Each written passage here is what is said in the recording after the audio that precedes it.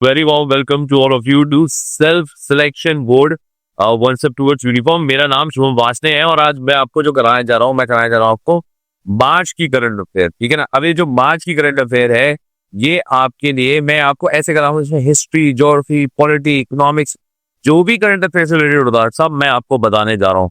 चलिए स्टार्ट करते हैं करंट अफेयर में। करंट अफेयर से पहले आपको बता दूं कि इसकी जो पीडीएफ मिलेगी आपको, वो सेल्फ सिलेक्शन बोर्ड की ऐप पे मिलेगी आपको। ठीक है। अगर आपको ये पीडीएफ में मिल जाए तो आपको इसका टेस्ट का लिंक भी मिल जाएगा, आप सिंपली टेस्ट भी दे सकते हो। याद रखना, टेस्ट के लिए मैं एक हिंट दे रहा हूँ, टेस्ट के लिए ना आपके पास हमारी ऐप होनी जरूरी है। फ्री टेस्ट है एकदम। ऐप का नाम है सेल्फ सिलेक्शन बोर्ड। अगर आपके पास ये टेस्ट की ऐप है, आपने भैया पार दिया, आप कर दोगे, हम वादा कर रहे हैं कि आप हमसे थैंक यू कहोगे। सर, इतने डिटेल में यूपीएससी लेवल के क्वेश्चंस मैं नहीं सोचे थे कोई फ्री में दे सकता है मुझे। चलिए, आज की जो हमारे टॉपिक्स हैं वो सारे हैं, ठीक है, और मैं आपको सारी चीज डिटेल में बताता हूँ। चलो, अगर आप पहली बार करंट अफेयर देख रहे हैं तो मैं आपको बता दूं, हमने करंट अफेयर को कई हिस्सों में, पार्ट्स में बांधा है। ठीक है। अब जब हमने ऐसे बांधा है तो हम नोटिस करोगे कि हमने ये चीज एकदम टॉप ऑफ द स्क्रीन पे डाली है ऐसे। ठीक। इसका मतलब क्या है कि अगर आप इन नोट्स के प्रिंट आउट करा लो तो आप डिफेंस के अलग नोट्स बना सकते हो, स्कीम के अलग नोट्स बना सकते हो, टुडेज न्यूज की अलग बना सकते हो, मतलब हर चीज के आप अलग कंपाइल अप करके बना सकते हो। क्योंकि हमने क्या किया है, हर एक को सेक्शन में बांट दिया है कि बच्चा अगर लास्ट में 12 महीने की करंट अफेयर देख रहा है तो वो आराम से देख सके। ठीक है। चलिए, अब जरा हमारी कहानी चलती है आगे की तरफ। देखो, हम जो ये पढ़ा रहे हैं, ये मान रहे हैं ये ऑपरेशन सर्वन है। हम उन बच्चों को तैयार कर रहे हैं जिन बच्चों का सपना है कि यार माँ बाप के जो नजर में था कि यार यूनिफॉर्म पहननी है तो भाई वॉर्म पहना के दम रहेंगे। इसके लिए है, बस आपको याद रखना है जो भी मैं पढ़ा रहा हूँ, एक बार पढ़ो, 3 बार रिवाइज करो और ये बिल्कुल होगा। चलो, अब यहां से कहानी आती है पहली न्यूज पे। देखिए, ऐसा था, एक ना जो पंजाब में पार्टी है, ठीक है, उसका नाम है एसएडी। ठीक है। अब ये जो पार्टी है, अभी मैं बता दूं फुल फॉर्म क्या है। एसएडी जो पार्टी है, इसका एक प्रेसिडेंट है सुखबीर सिंह बादल। ठीक है। उसको मर्डर करने की कोशिश करी गोल्डन टेम्पल में, ठीक, जब वो रिलीजियस पनिशमेंट सर्व कर रहा था। अब देखो, एक हमारे यहाँ जेल होती है जो जज भेजता है, ठीक है, और एक ना गोल्डन टेम्पल है। गोल्डन टेम्पल से पनिशमेंट मिलती है कुछ लोगों को, ठीक है, रिलीजियस पनिशमेंट कहते हैं। ठीक, कुछ भी हो सकता है, जैसे गुरुद्वारे में सेवा देनी अपनी 10 साल 20 साल, ऐसा कुछ हो सकता है ना। अब इसको पनिशमेंट दी गई थी गोल्डन टेम्पल में, गोल्डन टेम्पल के द्वारा। अब गोल्डन टेम्पल नहीं बोलते कि गोल्डन टेम्पल के द्वारा दी गई है, गोल्डन टेम्पल के द्वारा दी गई है। पनिशमेंट एग्जैक्टली दी गई थी अकाल तख्त के द्वारा। अकाल तख्त क्या होता है? गोल्डन टेम्पल में एक थ्रोन है, थ्रोन समझते हो, जहां पर राजा बैठता है। तो राजा बैठने वाली इस पोजीशन को कहते हैं अकाल तख्त। नाउ, अब हमारे यहाँ राजा नहीं है कोई, ठीक है, कि सिखों में कोई राजा है, बट उसको कह रही है कि इसकी एक बॉडी है ना, इसकी बॉडी है और इसकी बॉडी के द्वारा पनिशमेंट दी जाती है। बॉडी का मतलब समझते हो ना, पीपल, एक ग्रुप ऑफ पीपल हैं जिनके द्वारा पनिशमेंट दी जाती है। अब सवाल ये आता है कि पनिशमेंट दी क्यों गई? समझ मेरी बात? जो ये पनिशमेंट दी गई भाई, वो इसलिए दी गई कि ये जो इंसान है सुखबीर सिंह बादल, ये कभी भाई साहब पंजाब के सीएम रहे थे, और जब ये पंजाब के सीएम रहे थे तो इन जनाब ने गड़बड़ कर दी थी। क्या? इन्होंने बहुत ज्यादा गलत डिसीजन लिए थे सिखों के खिलाफ। क्या कह रहा हूं मैं? सिखों के खिलाफ बहुत ज्यादा गलत डिसीजन लिए थे, जिसकी वजह से इनके जो क्या कहते हैं, इनको जब सीएम की पोजीशन से हट गए तो इनसे कहा गया कि आपने सिखों के खिलाफ जो भी गलत फैसले लिए हैं, क्या आप उसके लिए रिलीजियस पनिशमेंट लेने के लिए रेडी हो? तो गोल्डन टेम्पल में जो अकाल तख्त कमेटी एक टाइप की है, उसने यहां पर इनको पनिशमेंट दी। अब याद रखो, गवर्नमेंट क्या इसमें कुछ कर सकती है? देखिए, पहली बात समझो कि अकाल तख्त उसे ही पनिशमेंट दे सकता है जो माने कि अकाल तख्त में ताकत है। जैसे फॉर एग्जांपल, आपके मम्मी पापा, पेरेंट्स जो आपको पनिशमेंट दे रहे हैं, क्यों दे पा रहे हैं आपको पनिशमेंट? अगर आपके मम्मी पापा आपको थप्पड़ जड़ दे, क्यों जड़ पा रहे हैं? क्योंकि आपने उन्हें कहीं ना कहीं एक राइट दी है कि देखिए, अगर मैं गलती करता हूं, आप मेरे माँ बाप हैं, आप मुझे डांट सकते हैं, मुझे टोक सकते हैं, मुझे मार सकते हैं, ये तीनों चीजें आप मेरे साथ कर सकते हैं।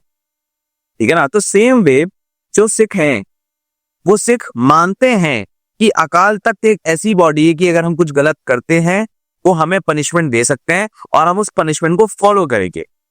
आई होप मेरी बात समझ में आ गई होगी। न्यूज बड़ी कॉम्प्लेक्स थी अगर आप ध्यान से सोचो।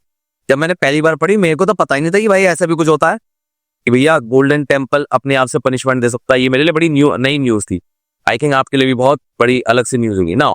अब जरा अकाल तख्त जो कि अब न्यूज में इतना बड़ा पार्ट बन गया है और तो आपके एग्जाम में आ सकता है। सबसे पहले अकाल तख्त कब स्टैब्लिश हुआ? तो स्टैब्लिश हुआ था 1606 में गुरु हरगोबिंद आफ्टर द उनका जो एग्जीक्यूशन थे, ठीक है ना, गुरु हरगोबिंद के द्वारा हुआ था।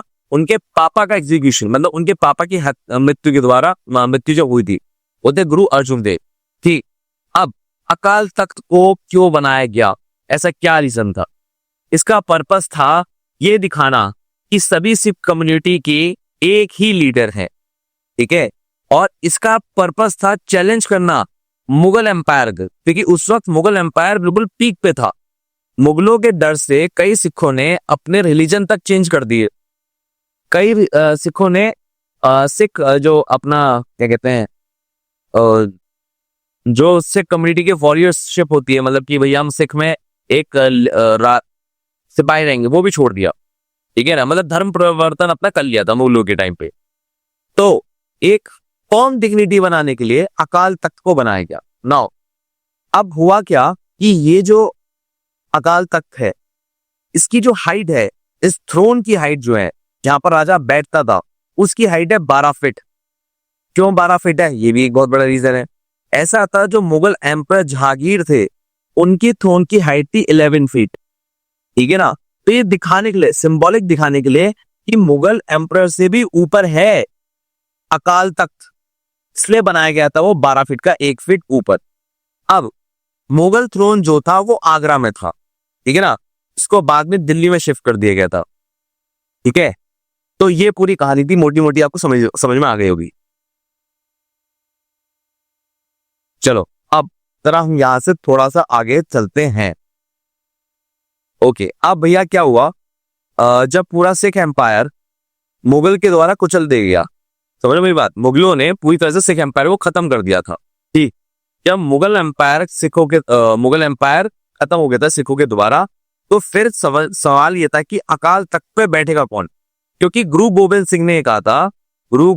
जी ने कहा था मेरे बाद कोई गुरु पैदा नहीं होगा, सिर्फ गुरु ग्रंथ साहिब ही आखिरी गुरु है, ठीक है, उसके अलावा कोई गुरु नहीं है। नाउ अब आखिरी गुरु तो गुरु गोविंद साहिब हो गई, ठीक है ना, सॉरी क्या नाम है, नाम भूल गया मैं, जो उनका ग्रंथ होता है सिखों का, वो उनकी आखिरी वो हो गए, गुरु हो गए, ठीक है, बात मान ली। पर जब पनिशमेंट देने की बारी आएगी तो पनिशमेंट देगा कौन?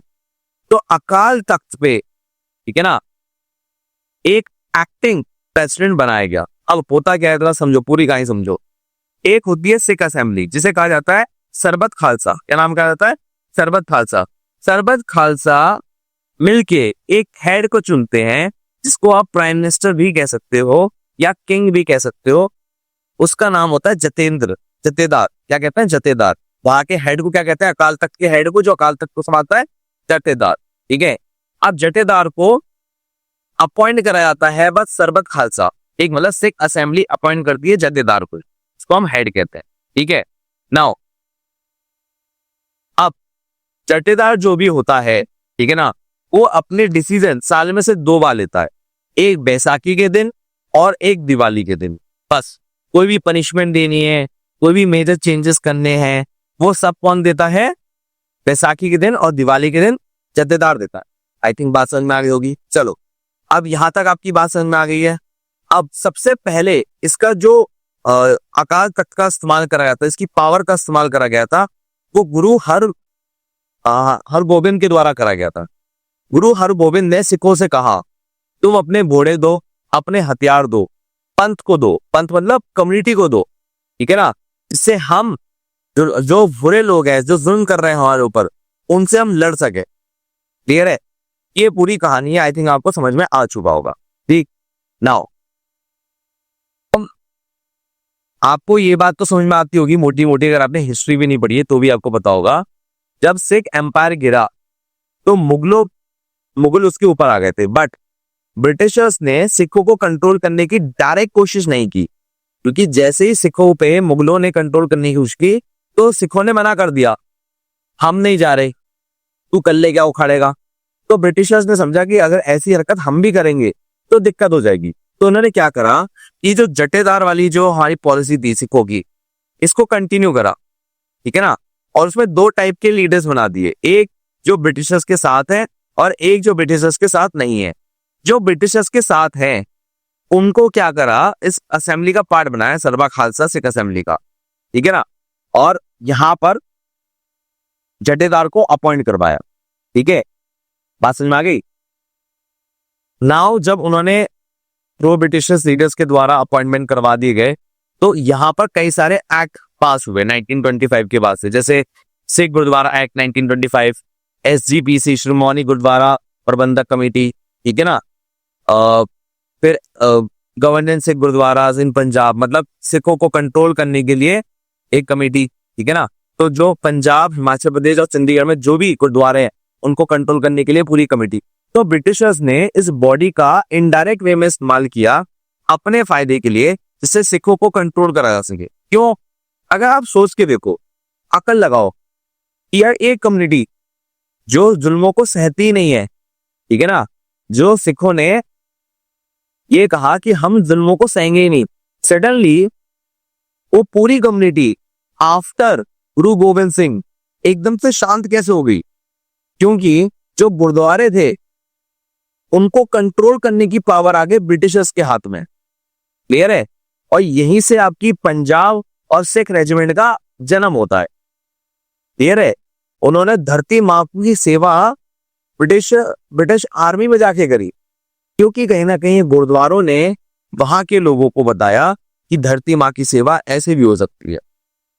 बात समझ में आ रही है? ये पूरी की पूरी कहानी है इसकी। अब आई थिंक पूरी बात आपको समझ में आ चुकी होगी, ठीक है। अब सवाल ये आता है कि एक SAD नाम की पार्टी होती है जो कि पंजाब में है।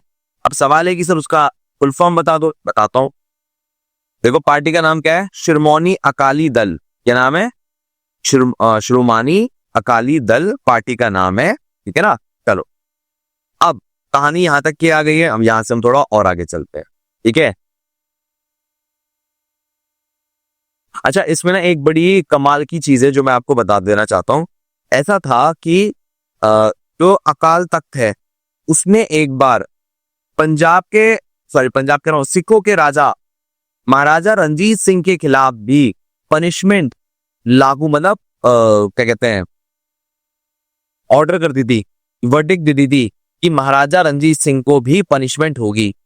क्या हुआ था? महाराजा रणजीत सिंह ने एक मुस्लिम लड़की से शादी कर ली थी और मुस्लिमों का अत्याचार सिखों पे बहुत बढ़ रहा था, जिसकी वजह से अकाल तख्त ने पनिशमेंट दी थी महाराजा रणजीत सिंह को, एक राजा को दे दी थी। ठीक, महाराजा रणजीत सिंह ने बाद में सॉरी बोल दिया था और सॉरी बोलने के कारण उनकी जो पनिशमेंट है वो कम और माफ दोनों कर दी गई थी समय के अकॉर्डिंग, ठीक है। तो ये भी एक बहुत ज्यादा इंपॉर्टेंट चीज है जो आपको हिस्ट्री की किताबों में कम देखने को मिलेगी। तो ये बात आपको ध्यान रखनी है, ये आपके एग्जाम में आ सकती है, बहुत ही इंपॉर्टेंट चीज है, मैंने आपको सब बता दिया। चलो अब जरा मैं आपसे चाहता हूं कि आप एक दो क्वेश्चन करें, तब मजा आएगा। देखिए क्वेश्चन क्या कहता है, क्वेश्चन ये कहता है with reference to the Akal तख्त के रेफरेंस में कंसिडर करो फॉलोइंग स्टेटमेंट। क्या? कि it was established Guru Hargobind as a symbol of spiritual authority, कि गुरु हरगोबिंद जी को एक स्पिरिचुअल अथॉरिटी के तौर पे मान लिया गया था अकाल तख्त के द्वारा। दूसरा, फर्स्ट हुक्मनामा, मतलब पहला जो लीगल अकाल तख्त का नोटिस आया था वो आया था सिखों को अपने घोड़े देने का और अपने हथियार देने का, पंथ के लिए, कम्युनिटी के लिए। ये बात बिल्कुल सही है, अगर आपको याद हो तो मैंने ऐसा बताया भी था, ठीक है ना। तीसरा देखिए, Sarbat Khalsa traditionally appointed the jathedar for the Akal Takht, ये बात भी सही है। सरबत खालसा क्या थी? सिख असेंबली। सिख असेंबली का काम क्या था? एक हेड को अपॉइंट करना जो अकाल तख्त के नाम पे फैसले करे, और उसका नाम रखा जथेदार। क्या रखा? जथेदार। तो भैया सेकंड और थर्ड पॉइंट बिल्कुल सही है, बी इज राइट, ठीक है ना। ये हो गया, चलो जी। अच्छा, अगर आपको नहीं पता, अगला क्वेश्चन, सेकंड क्वेश्चन आपको खुद करना होता, वो मैं नहीं कराता, ठीक है ना। चलिए अब आते हैं कलहरी पट्टू पे। आई एम श्योर आपने डिस्कवरी चैनल पे दुनिया भर की जगहों पर ये भैया ये आपने आर्ट देखी होगी और आप में से काफियों की इच्छा भी होगी कि भाई इसे मैं सीख लूं, क्योंकि इंडियन मार्शल आर्ट होती है। ठीक है, अब कलारी पट्टू जो है एक टाइप की मार्शल आर्ट है जिसे मदर ऑफ मार्शल आर्ट्स कहा जाता है। क्या कहा जाता है? Mother of all martial arts. ठीक, अब इसकी कुछ कहानी है, ये कहानी आपको सुननी है। देखो, इसका जन्म तो आपका केरला में हुआ था। One of the oldest martial art in the world originating from Kerala, Kerala में हुआ था। और आप, आई एम श्योर आपने एक वीडियो देखी होगी जिसमें एक बहुत ओल्ड लेडी कलारी पट्टू कर रही है और सिखा भी रही है लोग। नाउ अब क्या हुआ, इस पर एक कंट्रोवर्सी हो गई। वो क्या गया, जब कलारी पट्टू की कम्युनिटी है, जो कलारी पट्टू फेडरेशन है, ठीक है ना, उसने इंडियन ओलंपिक एसोसिएशन में इनके खिलाफ केस ठोक दिया। केस क्या ठोक दिया? केस ये ठोका कि इंडियन ओलंपिक एसोसिएशन इसे एक डेमोन्स्ट्रेशन गेम बना रही है बजाय फाइटिंग गेम के। मतलब बात समझ नहीं आई। देखो, फॉर एग्जांपल बॉक्सिंग एक गेम है, करेक्ट है, इसमें क्या होती है? फाइट होती है। ठीक है, फाइट होने को कहता है कॉम्पिटिटिव गेम। कॉम्पिटिटिव गेम मतलब दो लोग एक दूसरे से लड़ेंगे, दो लोग एक दूसरे से लड़ेंगे और लड़ने के बाद जो जीतेगा वो आगे बढ़ जाएगा खेल में। ठीक है ना। अब डेमोन्स्ट्रेटिव गेम क्या होता है कि बॉक्सिंग में फॉर एग्जांपल उसे पंचेस मार के दिखा रहा है कि देखो कितने अच्छे पंचेस लग रहे हैं। ये होता है डेमोन्स्ट्रेटिव गेम। ठीक है ना। जैसे तलवार के साथ लड़ाई नहीं हो रही है, तलवार सिर्फ चला के दिखाई जा रही है, इसे हम कहते हैं डेमोन्स्ट्रेटिव गेम। इसी चीज के पीछे पूरी भैया लड़ाई हो गई और कलारी पट्टू जो फेडरेशन है उसने इंडियन ओलंपिक एसोसिएशन पे केस ठोक दिया। ठीक है ना। तो इन्होंने कहा कि भैया ऐसा मत करो, आप ऐसा कर नहीं सकते। ठीक है ना। तो ये पूरी कहानी हुई है और इसी का पूरा खेल है। नाउ इसमें ना बहुत ज्यादा डिटेल में मत जाओ कि यार ये क्या होता है, क्या खेल है। अब दिखाने के लिए यार मुझे दिखाना पड़ता है। देखो, जैसे इसकी 4 स्टेजेस होती हैं। एक है मई पट्टू, कोलथारी, अंगथी, फिर मुकी। ठीक है ना, ये चीजें हैं। फिर यहाँ पर क्या क्या चीज होती हैं? स्ट्राइक्स होती हैं, किक्स होते हैं, वेपन होते हैं, हीलिंग टेक्निक होती है। ठीक है, physical agility, meditation, vital body points, ये सारी चीजें होती हैं इसके अंदर। ये आपसे पूछा जाता है कौन कौन से वेपन्स का इस्तेमाल होता है कलारी पट्टू के अंदर। तो स्वॉर्ड्स का होता है, स्पीयर्स का होता है, शील्ड्स का होता है। ये बड़ा अच्छा है। उरुमई मतलब हंटर, हंटर का इस्तेमाल होता है। ठीक है ना, ये सारी चीजें होती हैं। कलारी पट्टू के 3 स्टाइल हैं। एक है बटकन, जिसका जो नॉर्थन में ज्यादा इस्तेमाल होता है, नॉर्थ केरला की साइड, जिसे कहते हैं flexibility and weapon use. South में फोकस ऑन पावरफुल स्ट्राइक, कि एक बार मारो, ऐसा मारो कि टपैक निपट जाए। लास्ट है सेंट्रल स्टाइल, मतलब जिसमें नॉर्थ और साउथ दोनों के मिक्सचर को इस्तेमाल करा जाता है। ये पूरा है कलारी पट्टू के जो न्यूज थी, जो आपके एग्जाम के लिए बड़ी इंपॉर्टेंट बन सकती है। याद रखिए, कलारी शब्द का मतलब होता है ट्रेनिंग, या training in ground, training in battlefield. और ये जो पटैयू का मतलब होता है, इसका मतलब martial art, martial art training in battlefield. ठीक है ना। तो ये यहाँ पर भैया इस कलारी पट्टू का पूरा मतलब है।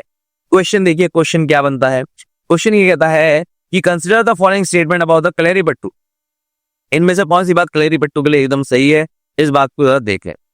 It is a traditional martial art from the originated in Kerala. True. Training include the knowledge of vital body points, varmas. True. Southern style of Kalari Pattu emphasize the flexibility and weapon use. Southern style क्या weapon के बारे में बात करता है? Southern style मुझे तो याद नहीं है, मुझे तो कहता है एक बार में मारने को करता है। देखो, एक बार में पटाख मार दिया। तो ये क्या हुआ answer? 1 and 2 is the right answer. ये है पूरी कहानी। अगला देखें जरा। भाई एक बात बोल रहा हूं, अगर तुम्हें इतनी कॉम्प्लेक्स जो न्यूज़ें थी, जो शायद तुम्हारे आंखों के सामने कभी याद नहीं हो, तुम्हें अच्छी लग रही है समझ में आने में, तो भाई कमेंट करके जरूर बताना कैसी लग रही है। ठीक है, चलो अब आता है कास्ट तमिल संगम। देखो, ऐसा था, कहीं ना कहीं आप ये बात नोटिस करोगे कि नॉर्थ इंडिया और साउथ इंडिया, अगर पटेल जी नहीं होते तो वो 2 अलग कंट्री होते। क्योंकि नॉर्थ में जो भाषा बोली जाती है वो साउथ में नहीं बोली जाती। नाउ अब यहां पर आपको बात समझना है कि गवर्नमेंट ऑफ इंडिया के द्वारा जो मिनिस्ट्री ऑफ एजुकेशन संभाल रही है यहाँ पर राइट नाउ, उन्होंने एक प्रोग्राम लॉन्च किया जिसका नाम है काशी तमिल संगम। ठीक है ना, क्या नाम है? काशी तमिल संगम। अब जरा इसमें देखिए, union education minister Dharmendra Pradhan ने अनाउंस किया है कि हम काशी तमिल संगम लॉन्च कर रहे हैं फरवरी 14 से लेके 25 तक, जिसकी थीम होगी ऋषि अगस्त्या। क्या थीम होगी? ऋषि अगस्त्या। नाउ इसमें क्या होगा, तो साउथ इंडिया के और नॉर्थ इंडिया के टाइज हैं उनको आगे बढ़ाया जाएगा, उनको एम्फसाइज किया जाएगा। ठीक है, सो इसका पहला एडिशन 2022 में आया था, ये तीसरा एडिशन है 2025 में जो आपका हो रहा है। ये है, अगर इसको आप समझे तो ये ऑनर हाउस है अगस्त्या, ऋषि अगस्त्या के उस पे है। ठीक है, रीजन क्या है, अगस्त्या को किस चीजों के लिए जाना जाता है ये भी जरा देखो जरा। समझो कि जो अगस्त्य जी हैं उन्हीं को ही कंसिडर क्यों करा जाता है। देखो, पहली बात अगर आप यहाँ पर देखो, पहला पॉइंट आपके सामने है, तमिल लैंग्वेज के फाउंडर उन्हीं को माना जाता है। ठीक है, दूसरी बात, इन्होंने काफी सिद्धि एकम्प्लिश होकर रखी थी। ऋग्वेद में इनका नाम भी मेंशन हो रखा है, ऋग्वेद इनके द्वारा है। रामायण में इनका नाम मेंशन हो रखा है ये। ठीक है, तीसरा, Buddhist text Agastya has appeared in the first millennial Buddhist text. Buddhist text में भी, जो कि नॉर्थ इंडिया का कनेक्शन दिखाता है, वहां पर भी जिक्र आपको दिख जाएगा। देखिए, अगर मैं आपको यहाँ पर थोड़ा सा मेंशन हो, देखो विकिपीडिया में आपको दिखाता हूं, लाइन यहाँ पे लिखा है, Agastya was revered Indian sage of Hinduism in the Indic tradition, noted reclusive and influential scholar of the divergent language of India। अबे यार ढंग से लिख के दिखा ना, देखो यहाँ पे लिखा है, अगस्त्या जो थे मेडिसिन के लिए जाने जाते थे। ठीक है ना, दूसरी बात, ये इनका कनेक्शन रामायण से भी है और महाभारत से भी है। ठीक है ना, पुराणों में मेंशन है, और इस चक्कर में इनको चूज करा गया है a connection bridge between the north India and south India. I hope मेरी बात समझ में आ गई होगी। ठीक है ना, आप याद रखना, इनको मेडिसिन के लिए जाना जाता है, ये बात को बहुत ध्यान रखना, इंडियन मेडिसिन सिस्टम के लिए। ठीक है, ओके। या आपसे कोई भारत चिकित्सा गुरु कौन थे या फाउंडर कौन थे, तो आपके नाम में, आपके दिमाग में क्या आना चाहिए? ऋषि अगस्त्या। ठीक है, चलो यहां तक की बात हो गई। अब यहां से एक बात और, यहाँ पर क्या होगी, इस प्रोग्राम के अंदर जो भी इंसान विजिट करता है या एनरोल करता है, वो इंसान वाराणसी, प्रयागराज, अयोध्या, महाकुंभ, ठीक है ना, इन सब की यात्रा में रहेगा। ठीक है ना, और इसमें पार्टिसिपेट करेगा। इसमें करीबन 1000 लोगों ने पार्टिसिपेट किया था इस प्रोग्राम में, सेंट्रल गवर्नमेंट की। इसमें students, teachers, farmers, artisan, professional, entrepreneur, women, researchers, सभी का पार्टिसिपेशन था। ठीक है, चलो जी, यहां तक हो गया है, आगे चलते रहा। क्वेश्चंस देखिए, questions. With reference to Kashi Tamil Sangam, consider the following statement. पहली statement, the event is organized by ministry of culture. गलत, वो तो एजुकेशन के द्वारा करी गई है। It celebrate the spiritual and historical ties with Tamil Nadu and Varanasi. ये बात बिल्कुल सही है, सेकंड पॉइंट एकदम सही है, ये पहला गलत है। The first edition event was held in 2022, बिल्कुल बात ये भी सही है। Second and third is the right answer. आगे देखिएगा, अगली न्यूज आपके सामने, सुभाष चंद्र बोस। देखिए, 23 जनवरी को उनका बर्थडे सेलिब्रेट करा जाता है, नेताजी सुभाष चंद्र बोस। ठीक है ना, अब इनके दिवस को, इनके बर्थडे को कहा जाता है पराक्रम दिवस। आपको नहीं पता होगा, तो अगर आपसे बोल देते हैं कि पराक्रम दिवस इसके नाम पे सेलिब्रेट करा जाता है, तो आपके दिमाग में आना चाहिए सुभाष चंद्र बोस। अंग्रेजी में बोलेंगे इसे डे ऑफ वेलॉर। ठीक है, इनका 128th बर्थडे था। ठीक है, बंगाली फैमिली में कटक में ये पैदा हुए थे। ठीक है, खास बात क्या थी इनकी, इन्होंने अपनी पूरी पढ़ाई कोलकाता से करी। कोलकाता से करने के बाद आईएएस एग्जाम क्लियर किया। आईएएस एग्जाम क्लियर कुछ टाइम कहा जाता आईसीएस। 1920 में क्लियर करने के बाद 1921 में देश की आजादी की लड़ाई में इन्होंने छोड़ दिया। नाउ उसके बाद क्या हुआ, इनकी जिंदगी में भगत सिंह भी आए थे, और भगत सिंह इनके सामने ही जेल गए थे जब सुभाष चंद्र बोस कांग्रेस में जस्ट आए थे। तब इन्होंने भगत सिंह की मौत के तुरंत बाद कांग्रेस में प्रेसिडेंट का इलेक्शन लड़ा और हरिपुरा सेशन में ये जीत गए। ठीक है, अब जीतने के बाद इन्होंने भगत सिंह की जो डिमांड थी उसको लेकर आए, मतलब पूर्ण स्वराज, कंप्लीट इंडिपेंडेंस। ठीक है ना, गांधी इससे पहले मांग रहे थे डोमिनियन स्टेटस, मतलब अंग्रेज हम पे राज करें और हम उनके नीचे अपना राज्य चला लें। ठीक है, इन्होंने भगत सिंह की बात सुन के कहा डोमिनियन स्टेटस चाहिए हमको और हम लड़के रहेंगे। ठीक है ना, ओके, चलिए यहां तक की बात आई। अब यहां पर क्या हुआ, 1939 में ये दोबारा लड़े, 38 में प्रेसिडेंट रहे, 39 में भी लड़े। लड़ने के बाद इन्होंने कांग्रेस की प्रेसिडेंसी फिर से जीत ली। अब ये बहुत पूछ रहा था किसके खिलाफ जीत ली, तो ये जीती थी गांधी बैक डॉक्टर पताबी सिद्धारमैया। गांधी जी का सपोर्ट था इन्हें, बट इनको भी हरा दिया और ये प्रेसिडेंट बन गए। बट इन्होंने कहा कि हम नॉन वॉयलेंस से आजादी नहीं ले सकते हैं, हमें मतलब लड़के ही लेनी है। तो लड़के लेने के लिए इन्होंने एक नया पार्टी बनाया, या एक नया ग्रुप बनाया जिसका नाम पड़ा फॉरवर्ड ब्लॉक। और जैसे इन्होंने फॉरवर्ड ब्लॉक बनाया तो इनको वहां से पार्टी कांग्रेस पार्टी को छोड़ना पड़ा और ये अब अकेले चल दिए। ठीक है, अब होता क्या है कि एक और कि इनकी ना अरेस्ट हुआ था 1940 में। ठीक है, इनका अरेस्ट होता है for black hole Kolkata monumental. अगर आपको ब्लैक होल कोलकाता मॉन्यूमेंट नहीं पता, तो एक ऐसा इंसिडेंट था जिसमें सभी प्रिजनर्स को एक साथ एक ही जगह 4x4 के कमरे में उठा के फेंक दिया गया था और उनको सफोकेशन से तड़पा तड़पा के मारा गया था। ठीक है, अब ये इंडियन नहीं थे, जिनको मारा गया था वो थे ब्रिटिशर्स। और ब्रिटिशर्स मानते थे कि ये क्राइम एक इंडियन राजा ने किया है, क्लियर है, जिसकी वजह से वो एक हर साल एक इवेंट को की एनिवर्सरी करते थे जिसे कहते हैं black hole of Calcutta monument. ठीक है ना, तो इसके अपोज में सुभाष चंद्र बोस खड़े हुए। जब खड़े हुए तो उनको अरेस्ट कर लिया गया। ठीक है, चलिए यहाँ तक की बात हो गई। अच्छा, एक गांधी बोस की जो लड़ाई है वो तो आपको आई एम श्योर पता ही होगा। ठीक है ना, इसमें तो कोई बात है नहीं। ठीक, अब Indian naval Indian national army और बोस की कहानी सुन लीजिए, ये आपको नहीं पता होगी ढंग से। देखिए, फॉर्मेशन हुआ था फरवरी 17, 1942 में, ये आपको पता होना चाहिए। इसमें इन्होंने डायरेक्टली जो आर्मी में लोग हैं उनको नहीं लिया था, जो कि प्रिजनर ऑफ वॉर बन गए थे जापान के अंदर, उनको लिया था।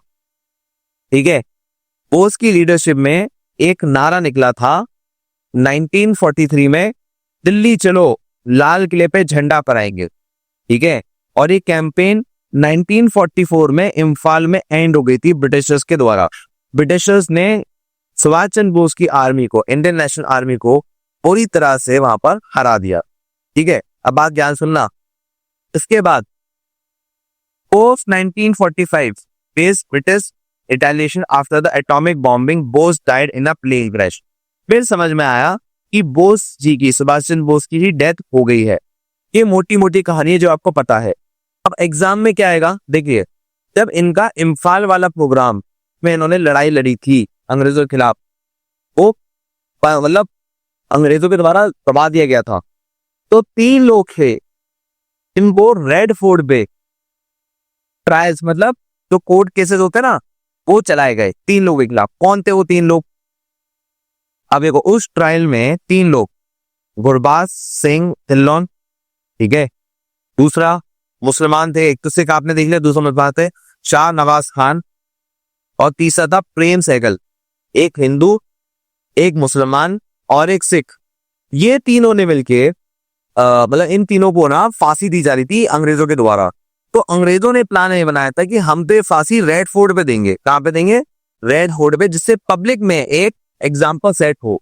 बट ऐसा हुआ था, भगत सिंह की मौत को करीबन 10 साल हो चुके थे। अब पब्लिक भड़की हुई थी, जो भगत सिंह के साथ हुआ वो इस बार नहीं उल्टेंगे, और अंग्रेजों ने दबाव में आकर इन तीनों को छोड़ दिया। ठीक है ना, और अगर आप इनका इतिहास देखोगे तो बाद में ये तीनों के तीनों पॉलिटिक्स में आ जाते हैं। ठीक है, और अगर आपको थोड़ा और पता करना हो तो आपको ये पता चलेगा कि इन तीनों का जो केस लड़ा था वो जवाहरलाल नेहरू ने लड़ा था, और गांधी, पूरी कांग्रेस इनके सपोर्ट में आ गई थी। किसी भी तरह इनको मरने नहीं देना है, ये लोग मरेंगे नहीं। क्लियर है, ये बात ध्यान रखना। बस यही थी इस पूरे टॉपिक की कहानी। चलो अब जरा हम आगे बढ़ते हैं, कहानी में हम आगे आते हैं। अच्छा, क्वेश्चन तो कर लें। ओके जी, देखिए क्वेश्चन है, with reference to the Subhash Chandra Bose consider the following statement. क्या उन्होंने इंडियन सिविल सर्विस एग्जाम निकाला था और उसके बाद रिजाइन कर दिया था 1 साल बाद ही? बिल्कुल सही जवाब। क्या उनको कांग्रेस का प्रेसिडेंट 2 बार बनाया गया था? इसमें उन्होंने 1 बार महात्मा गांधी को भी हराया था, देखो एग्जैक्टली महात्मा गांधी को तो नहीं हराया था, पर हाँ उनके रिप्रेजेंटेटिव को हराया था, तो एक बार को मान सकते हैं, ठीक है। क्या उन्होंने आजाद हिंद फौज 1939 में ही लॉन्च कर दी थी, जब उन्होंने कांग्रेस पार्टी को रिजाइन किया था। देखिए जो आजाद हिंद फौज है वो 1942 में लॉन्च की थी, ना कि 1939 में। ये बात कंफ्यूज करती है काफी, ठीक है ना। तो यहां पर ये वाला थर्ड वाला पॉइंट गलत है, फर्स्ट और सेकंड आप करेक्ट मान सकते हो। क्लियर है, चलिए यहां तक की बात हो गई है। अब थोड़ा और आगे चलते हैं यहाँ पर। अब अगली है न्यूज भैया, ये है त्रिनिडाद टोबैगो। ये भैया न्यूज बड़ी इंपॉर्टेंट है। ये एक ऐसा कंट्री है जहां पर सारे लोग ब्लैक हैं, सारे लोग क्या है, ब्लैक, ठीक है। बट ये अफ्रीका में नहीं है। तो क्या बात कर रहे हो, हाँ जी, त्रिनिडाद टोबैगो ये एक ऐसी कंट्री है जो अफ्रीका के अंडर आती ही नहीं, ये आती है साउथ अमेरिका के अंडर। कहाँ आती है, साउथ अमेरिका कॉन्टिनेंट के अंदर आती है। बहुत बड़ी बात है। अब साउथ अमेरिका के इस कॉन्टिनेंट पे ब्लैक लोग आए कैसे, यहाँ पर खाली ब्लैक नहीं है, एक्चुअली इंडियन भी है, ठीक है। ऐसा था कि ये एक आइलैंड है, ये देखो ये आइलैंड की फोटो मैंने बना रखी है, ये एक आइलैंड है, ठीक है। पहले ये फ्रांस के कंट्रोल में रहा, फिर ये अंग्रेजों के कंट्रोल में रहा। तो इस आइलैंड पे काम करवाने के लिए ये स्लेव्स को लेकर आए, और वो स्लेव्स कौन थे, मैक्सिमम अफ्रीकन और थोड़े से इंडियन। तो ये दो लोगों के द्वारा बसा हुआ ये एक देश है, ठीक है ना। इस बात को आपको ध्यान रखना है। नाउ कुछ बातें हैं जो आपको और ध्यान रखनी है। ये न्यूज में क्यों बना, वहां पर स्टेट ऑफ इमरजेंसी, जैसे हमारे 1975 में इमरजेंसी आ गई थी, वैसी इमरजेंसी इनके यहां भी डिक्लेयर कर दी गई है, ठीक है ना, जिसकी वजह से यहाँ पर वॉयलेंस बढ़ गया है। तो ये आपसे पूछा जा सकता है। अब ये जो भैया जो पार्ट है वो कुछ चीजों का पार्ट है, जैसे कैरीकॉम एक ऑर्गेनाइजेशन है उसका पार्ट है, करीबियन कंट्री जो होती है उसका ये पार्ट है, अगर इसकी फुल फॉर्म जाननी है तो। फिर ओएस का पार्ट है ये, ठीक है। फिर कॉमनवेल्थ ऑफ नेशन का पार्ट है। कह रही है इतना इंपॉर्टेंट नहीं है, आपको बस इतना समझना है कि भैया ये साउथ अमेरिका की एक कंट्री है, कैरिबियन कंट्री ये कहलाई जाती है। कैपिटल का नाम है पोर्ट ऑफ स्पेन, ठीक है ना, वहां पर ये है। और लास्ट बात क्या है कि यहाँ सारे ब्लैक लोग रहते हैं, ठीक है ना, ये बात आपको समझना चाहिए। अच्छा एक बात और आप देखोगे, इसका नाम बड़ा चीज है, त्रिनिडाद टोबैगो। त्रिनिडाद टोबैगो उसका नाम क्या है, ये दो आइलैंड से मिलकर बना है, ठीक है। तो जिसकी कैपिटल है वो ट्रिनिडाद में है, ट्रिनिडाद में है। ट्रिनिडाद में इसकी कैपिटल है पोर्ट ऑफ स्पेन। क्या नाम है, पोर्ट ऑफ स्पेन, ठीक है ना।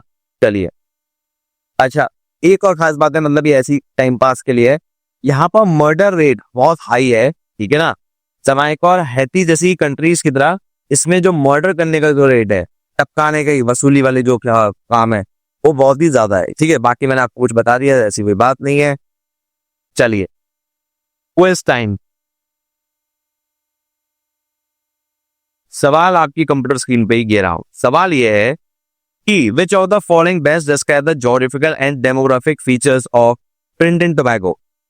यहाँ की जो पॉपुलेशन है located in the north Atlantic ocean with the population of 5 lakh, 5 lakh लोग यहाँ पर रहते हैं। नहीं 5 लाख लोग बहुत कम हो गए, ठीक है। यहाँ पर ये साउथर्न कैरिबियन कंट्री है जिसकी पॉपुलेशन 1.5 मिलियन है। हाँ जी ये सही है, ये एकदम सही है। सेंट्रल अमेरिका कंट्री नहीं, ईस्टर्न पैसिफिक कंट्री नहीं, यही इसकी एकदम सही लोकेशन है, ठीक है ना। चलिए अगला देखिए जरा, अगला देखिए नॉर्थ सी।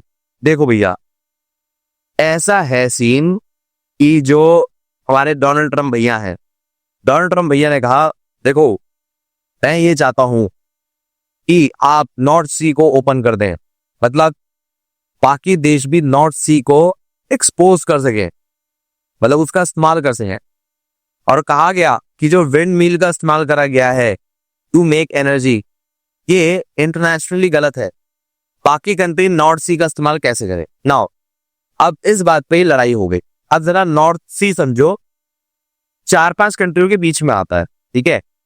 ये आता है आपका Denmark, Germany, Netherland, Belgium, France. Sir आप मैप पे दिखा देते और अच्छा होता। देखो वैसे तो मैंने बनाया है, ब्लू डॉट जो है पूरी है ना आपकी नॉर्थ सी है, पर मैं आपको ना बड़े मैप पे दिखाता हूँ तो आपको ज्यादा से समझ में आएगा। ये देखो ये है नॉर्थ सी, तो नॉर्थ सी के लेफ्ट में आपको दिखेगा यूनाइटेड किंगडम, ऊपर दिखेगा नॉर्वे, नॉर्वे के नीचे आपको मिल जाएगा स्वीडन, ये पूरा आपका स्वीडन वाला एरिया हो गया। फिर यहाँ पर आपका आ जाएगा नीदरलैंड, जर्मनी, बेल्जियम और लास्ट में आ जाएगा फ्रांस। क्लियर है? ये पूरा का पूरा आपका नॉर्थ सी है। आई होप मेरी बात समझ में आ रही होगी। अब नॉर्थ सी में अगर आप देखें तो ये आपको जो एरिया दिख रहा है ना, ये जहां पे मेरा माउस का कर्सर है, ये स्ट्रेट आपको पता होना चाहिए, बहुत कम लोगों को पता होता है। इसका जो नाम है, मेरे को यहाँ पर नाम लिख रखा है वैसे तो, उसका जो नाम है, नाम क्या है बे?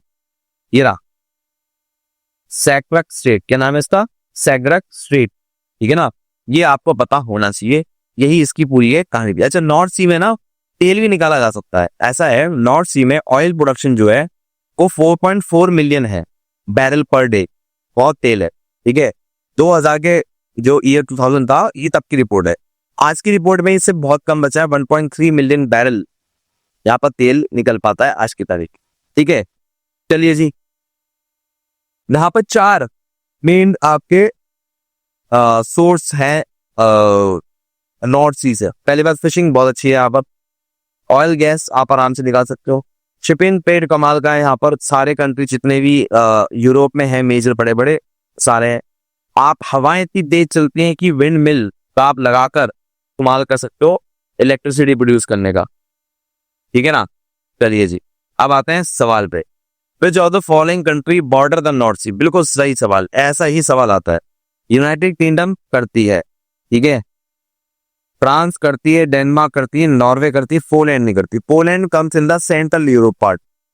तो आपका first poll is the right, first poll is the right, B is the right answer.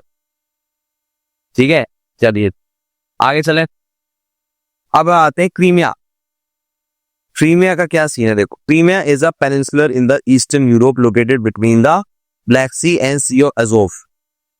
Sir आप कितनी कितनी अंग्रेजी बोलते हो, आप थोड़ा आराम से बताया करो ना। देखो, आई एम श्योर आपको रशिया और यूक्रेन की लड़ाई याद होगी। रशिया और यूक्रेन की लड़ाई स्टार्ट कैसे हुई थी? 2014 में क्रीमिया नाम की जो जगह है वो रशिया ने लड़के हासिल कर ली थी। क्लियर है? अब जब ये लड़के हासिल कर ली तो यहां पर इसके 3 बड़े फायदे हैं जो कि रशिया को दिखाई देते हो।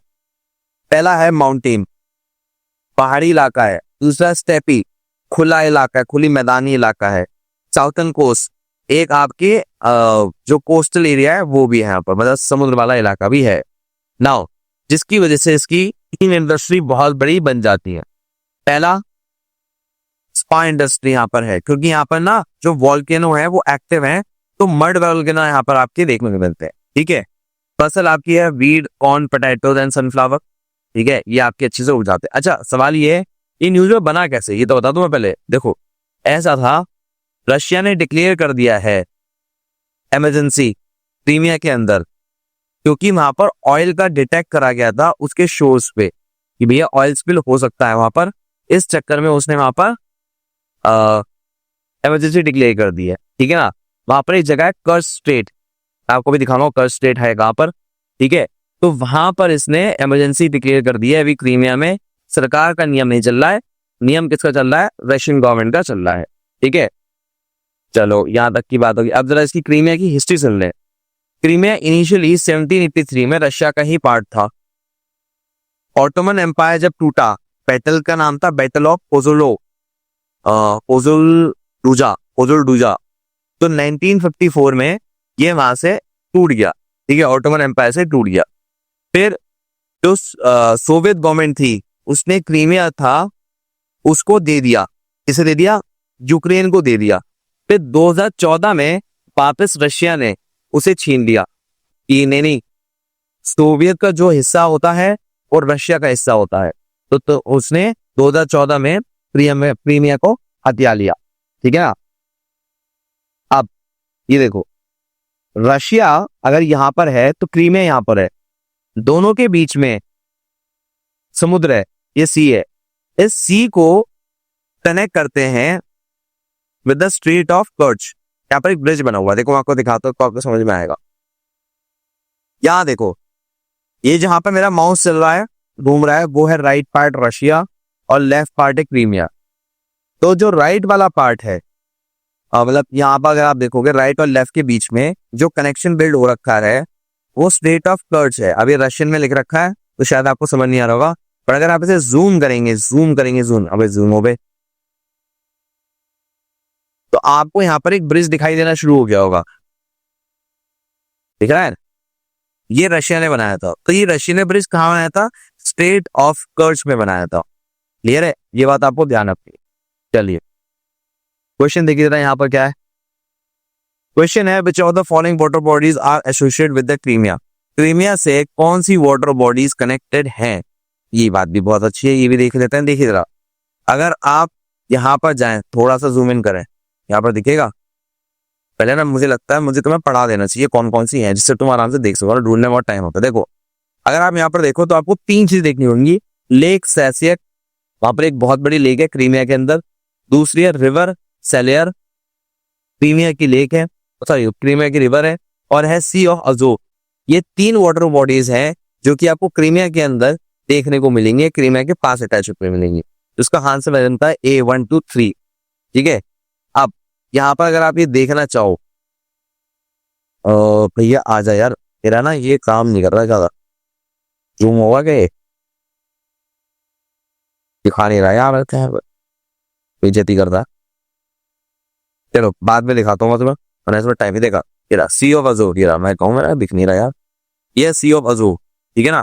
और बाकी जो लेक और रिवर है वो आपकी इधर दिख जाती है कंट्री के अंदर। ठीक है ना? यहाँ पर आपकी आएगी, देखो ये रहा, बहुत बड़ी लेक है, इसका नाम है सियस लेक। ठीक है, सी ऑफ अजोव से बनी हुई है। ठीक है ना? ये हो गया। अब रिवर भी होगी यार, यहाँ पर रिवर का नहीं, ये आपकी रिवर आती है, देखो यहाँ से, देखो ये आपको, ये पूरा रिवर वाला पार्ट है जहां पर मेरा भी कर्सर घूम रहा है ना, ये पूरा रिवर वाला पार्ट है ये। ठीक है, चलिए ये हो गई 3 चीजें जो आपकी थी। ठीक है, चलो आगे बढ़ते हैं जरा, और यहां से हम चलते हैं आगे की तरफ। अगला क्वेश्चन आपका बनता है जी बॉश टनल। जी बॉश टनल क्या है? देखिए ऐसा था, पीएम मोदी, नरेंद्र मोदी ने इनॉग्रेट करी जी बॉश टनल। ठीक है, सोनम मार्ग में गन। अब इस सोनम मार्ग की इस टनल का खास बात क्या है? इस serve as a keeling toward the Zojila tunnel. हमारे पहले ही जोजिला नाम की टनल पहले ही बना दी गई थी जो कश्मीर से कारगिल को कनेक्ट करती है, और उसमें इस पूरी टनल में एक और टनल को ऐड कर दिया गया है, जिससे अगर आपको जोजिला टनल में जाना हो तो उसके लिए आप एक टनल ले सकते हो जिसका नाम है जी बॉश टनल। क्या नाम है? जी बॉश टनल। अब जरा इसका जरा पूरा ढांचा समझ लो, क्या कैसे सीन है इसका। देखो, जैसे आप कारगिल टू श्रीनगर जा रहे हैं तो आप किससे जाएंगे? जोजिला टनल से। यहाँ से आप जी बॉश टनल से एंटर कर सकते हैं यहाँ पर, और यहाँ इसकी मदद से आप जोजिला टनल में एंटर कर सकते हैं। या तो आप इधर जा सकते हैं या आप इधर जा सकते हैं, जिससे आपका कनेक्शन बहुत ही सिंपल हो जाता है। ठीक है, अब इस टनल की खास बात क्या है कि ये कंगन से सोनम मार्ग तक जाती है। कहाँ जाती है? कंगन से सोनम मार्ग तक जाती है। 6.4 किलोमीटर की पूरी ये टनल है ना? ये बात आपको ध्यान रखनी है, और इससे आपका जो टोटल समय बच जाता है वो 12 किलोमीटर का आपका पूरा समय बच जाता है, कि 12 किलोमीटर आप कम ट्रेवल करोगे। अदरवाइज आपको गलत क्या कहते हैं, घूम के जाना पड़ता था। ठीक है, चलिए अब जरा कुछ क्वेश्चन देखो जरा। जी बॉश टनल कौन सी 2 जगह को कनेक्ट करती है? तो क्या है? गगनगीर एंड सोनम मार्ग। ठीक, एक बात और, गगनगीर और सोनम मार्ग ये दोनों लोकेशन कहां पर है? क्या दोनों जम्मू में है? कहां पर है ये दोनों लोकेशन? देखो, ये आपकी श्रीनगर के पास एक जगह है, ठीक है, और दूसरी जगह है लद्दाख में। ठीक है, इस बात को आपको समझना है। यहाँ पर आपका जो हम गगनगीर और सोनम मार्ग कह रहे हैं, ये आपको ध्यान से समझिए। ये बात इतनी ही बात है, और तो कुछ है नहीं। और ठीक है, चलो आगे देखो, क्वेश्चन देखो, क्वेश्चन यहाँ पर क्या है, ये तो होगा, क्वेश्चन भी हो गया।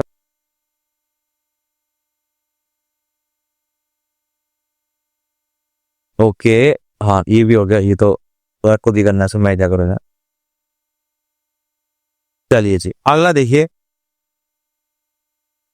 बस अभी ना फिलहाल इतना ही रोकते हैं आज पार्ट 1 में 45 मिनट्स की वीडियो बन गई है।